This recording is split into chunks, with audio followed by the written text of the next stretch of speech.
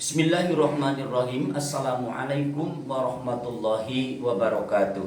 Alhamdulillahirabbil alamin wassalatu wassalamu ala asyrafil anbiya'i wal mursalin sayyidina Muhammadin wa ala alihi wa ashabihi ajmain, amma ba'du.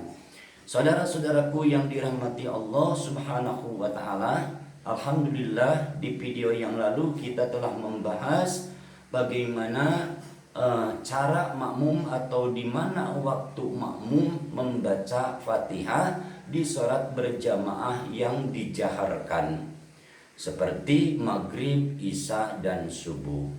Lalu yang akan dibahas sekarang bagaimana makmum membaca surah Al-Fatihah di sholat berjamaah yang disirkan, dirahasiakan, seperti berjamaah sholat zuhur dan berjamaah sholat asar.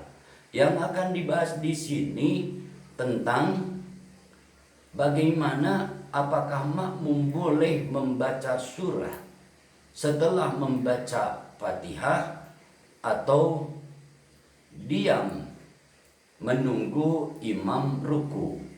Saudara-saudaraku, dalam masalah ini, apabila di sholat berjamaah yang sir, makmum telah selesai membaca Fatihah, sementara imam belum ruku, maka menunggu imam ruku itu disunnahkan makmum membaca surah pendek, disirkan tentunya. Itu disunnahkan. Dan yang kedua, di dalam sholat berjamaah yang dijaharkan, apabila makmum tidak bisa mendengar bacaan surahnya imam dengan jelas umpamanya, atau makmum yang tuli walaupun dekat dengan imam. Pertama, bagi makmum yang tuli walaupun dekat dengan imam kan tidak kedengaran imam membaca surahnya, atau makmum yang jauh sehingga terdengar imam tapi tidak jelas. Jadi huruf-huruf yang dibaca atau kalimat-kalimat dalam surah yang dibaca oleh imam tidak terdengar jelas oleh makmum. Maka di dua gambaran ini, maka makmum boleh membaca surah secara sir. Sekali lagi, yang pertama, di sholat yang disirkan seperti duhur dan asar, makmum telah selesai membaca Fatihah sementara imam belum ruku, maka di saat itu makmum disunnahkan membaca surah pendek secara sir. Yang kedua, di dalam di dalam sholat berjamaah yang dijaharkan, akan tetapi di sini ada dua gambaran. Pertama, makmum tuli tidak bisa mendengar bacaan surahnya imam. Yang kedua, makmum yang jauh dari imam sehingga tidak terdengar jelas huruf-huruf atau kalimat-kalimat yang dibaca oleh imam. Maka bagi dua gambaran ini disunnahkan bagi makmum membaca surah pendek. Saudara-saudaraku yang dirahmati Allah, lalu di dalam membaca tasyahud awal juga begitu.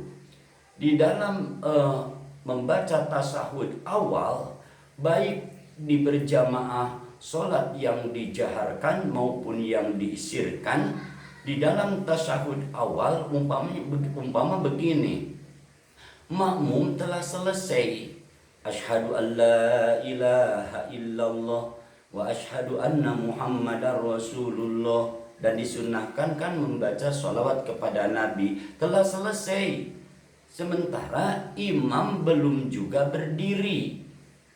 Maka di situ apakah makmum cukup diam atau boleh melanjutkan tasyahud.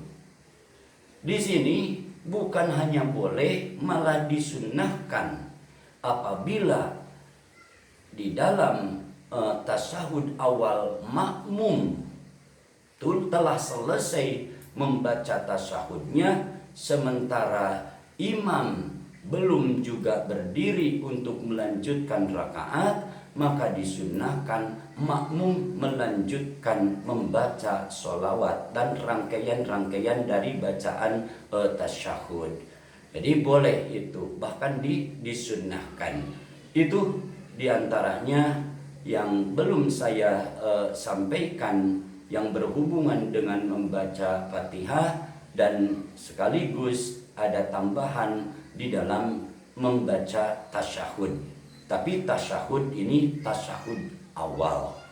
Jadi itu ada yang disunnahkan bagi makmum. Lanjutkan saja.